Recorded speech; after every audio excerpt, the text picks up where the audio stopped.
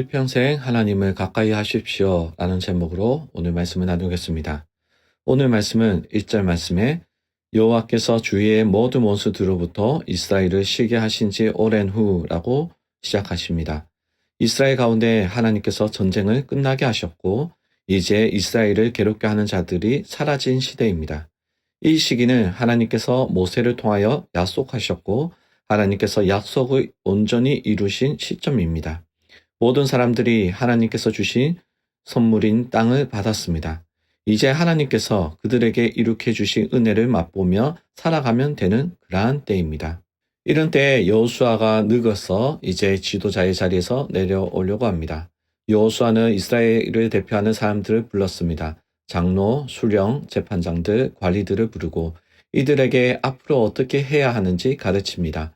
이들을 부른 것은 이들이 이스라엘이 앞으로 나아갈 방향을 결정하는 지도자이기 때문입니다.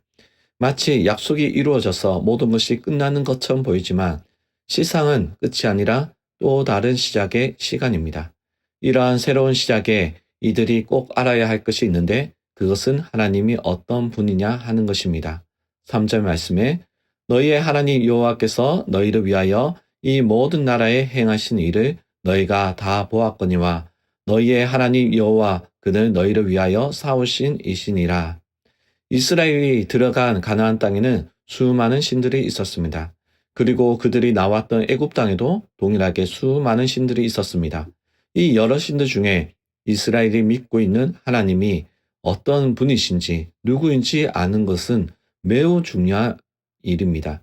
하나님을 안다는 것은 그들의 중심이 무엇인지 아는 것과 같은 것이었습니다. 그들이 바라보았던 하나님은 그들을 위해서 놀라운 기적을 행하신 하나님이십니다. 10가지 재앙으로 출애굽하게 하시고 홍해를 가르시며 가나안 땅으로 오게 하신 하나님이십니다. 이 모든 것은 하나님 자신을 위한 행동이 아니라 오직 이스라엘을 위해 하신 일입니다. 이스라엘이 아는 하나님은 전지전능하고 세상의 그 어떤 신보다 강하고 또 이스라엘을 위해 직접적으로 움직이시는 하나님이십니다. 괴로울 때나 즐거울 때나 늘 함께 해야 하는 하나님인 겁니다. 그래서 여호수아는 이스라엘 지도자들에게 하나님은 어떤 분이신지 다시 생각하게 합니다. 이것은 오늘날 우리에게도 동일하게 중요한 것입니다. 우리는 우리의 하나님이 어떤 하나님이신지 계속해서 기억해야 합니다. 하나님이 누구인지 알게 된다면 우리의 중심은 무너지지 않습니다. 나를 위해 일하시는 하나님을 기억할 때 담대하게 되는 것입니다. 여호수아는 자신이 죽고 나서도 이스라엘이 하나님의 사랑을 받고 살아가기 원했습니다.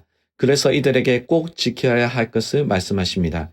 6절 말씀에 그러므로 너희는 크게 힘써 모세의 율법책에 기록된 것을 다 지켜 행하라. 그것을 떠나 우로나 좌로나 치우치지 말라. 이 율법이란 것은 구약시대에서 끊임없이 반복적으로 하나님께서 이스라엘에게 요구하셨던 것입니다. 하나님과 함께 하기 위해서 꼭 지켜야 할 것이 바로 이 율법이었습니다. 왜냐하면 이 율법책에는 하나님과 함께 하기 위한 규칙이 기록되어 있기 때문에 그렇습니다. 또한 이 율법책에는 하나님이 어떤 분이신지에 대해서도 말씀하고 있는 것입니다. 만약 이들이 이 하나님의 율법을 지키면 하나님은 이들과 함께 할 것입니다. 하지만 이스라엘이 하나님의 말씀을 버리고 율법을 버린다면 하나님은 이들과 함께 하지 않으십니다. 그래서 여호수아는 이스라엘에게 이 율법책을 지켜야 한다고 말합니다. 하나님과 관계를 지속하려면 하나님의 도우심을 받기 원한다면 지켜야 한다는 것입니다. 하지만 분명히 우리가 알아야 할 것은 이 율법책이 있다고 해서 또는 없다고 해서 우리를 향한 하나님의 사랑은 맞거나 없이 하지 못합니다. 실제적으로 이스라엘은 너무나 자주 하나님의 말씀에 불순종하였습니다. 그때에도 여전히 하나님은 이스라엘을 사랑하셨고 그들이 하나님께로 돌아오기 기다리셨습니다. 그 기다림 가운데 어떤 때에는 심판도 있었고 책망도 있었지만 분명하게 사랑은 변함이 없었습니다. 그럼에도 이 율법은 이스라엘과 하나님과의 관계가 건강하지 않은지 보여주는 기준이 되었습니다. 이스라엘이 하나님과 건강한 관계를 지속한다면 하나님께서는 이스라엘을 도우시겠다고 말씀하십니다.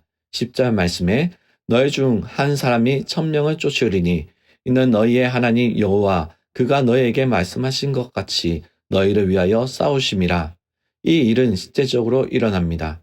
하나님은 이스라엘이 이길 수 없는 상황에서 승리를 주십니다. 사사시대 때에 우리의 생각으로 이길 수 없는 싸움이 많이 있었습니다.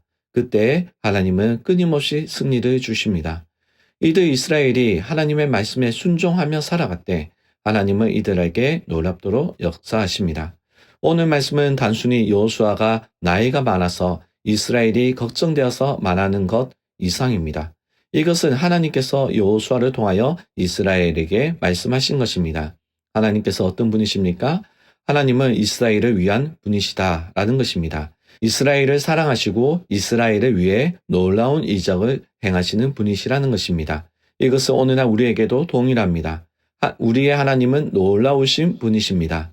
우리를 위하여 앞서가시며 놀라운 이적으로 길을 준비하시는 분이십니다. 이 하나님을 우리는 붙잡고 살아야 합니다. 그러려면 어떻게 해야 합니까? 이스라엘이 율법을 굳게 붙잡았던 것처럼 우리는 말씀을 굳게 붙잡아야 합니다. 그럴 때 하나님은 우리를 굳게 붙잡으십니다. 여호수아가 이스라엘이 늘 하나님과 동행하기 원했던 것처럼 우리 모두가 하나님과 늘 함께 동행하는 자 되기 소망합니다. 기도하시겠습니다. 하나님, 오늘 여호수아가 이스라엘을 위하여 말씀을 나누었던 이 말씀처럼 하나님이 누구인지 늘 기억하게 하시고 하나님의 말씀을 굳게 붙잡고 살아가게 하옵소서. 그래서 하나님께서 우리를 향한 놀라운 계획을 바라보게 하시고 하나님의 인도하심을 바라보게 하옵소서. 예수님 이름으로 기도합니다. 아멘.